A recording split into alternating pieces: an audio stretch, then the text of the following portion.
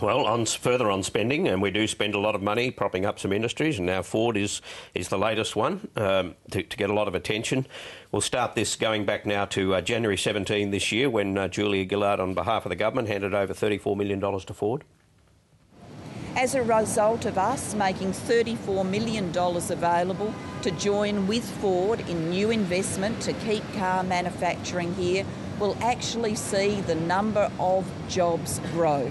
There will be an additional 300 jobs as a result. Again, she's telling a fib. I know I shouldn't say it about a Prime Minister telling lies, but she is. Because her words were unequivocal on the 17th of January.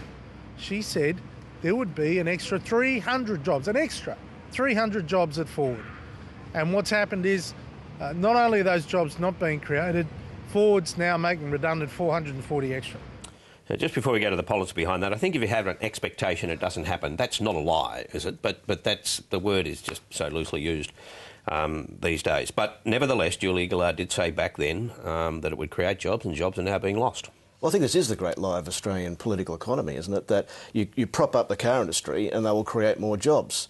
No, what you're doing is propping up inefficiencies. The industrial relations framework is partly to blame for that, as Toyota's boss Max Yasuda pointed out in the Financial Review last year. There's a culture of sickies in the car industry. We don't produce cars on enough scale to be efficient. With the high dollar, we lose competitiveness offshore.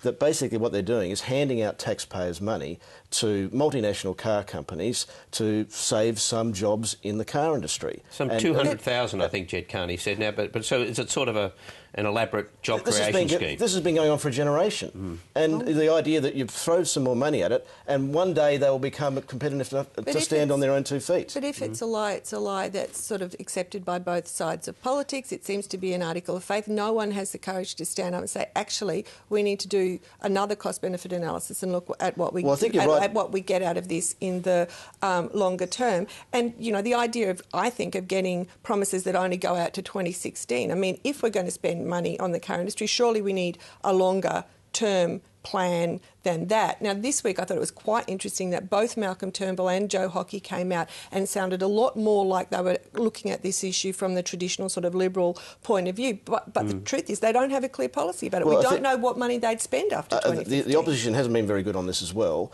especially Sophie Mirabella.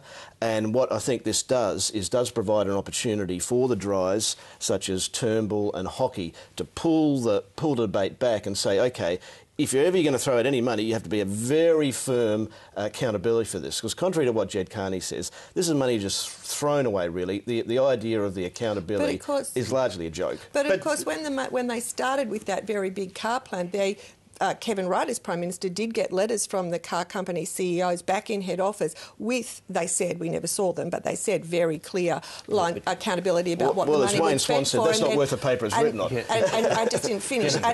And those letters were sort of torn up effectively when the programs were cut. So, you know, it does cut both ways. Yeah, just quickly on this. Yeah, but just the politics of it. I just can't imagine in my lifetime well, you know, certainly not in the foreseeable future, where a Prime Minister of Australia will sit back and watch a car company in this country close. I don't think it'll happen. Well, it's been happening, isn't it? Mitsubishi's closed down. Yeah, but since Mitsubishi. I think Mitsubishi was such a shock. All right, more with our panel shortly. Dennis Atkins, Michael Stutchbury and Lenore Taylor. But now, here's Mike Bowers and Talking Pictures.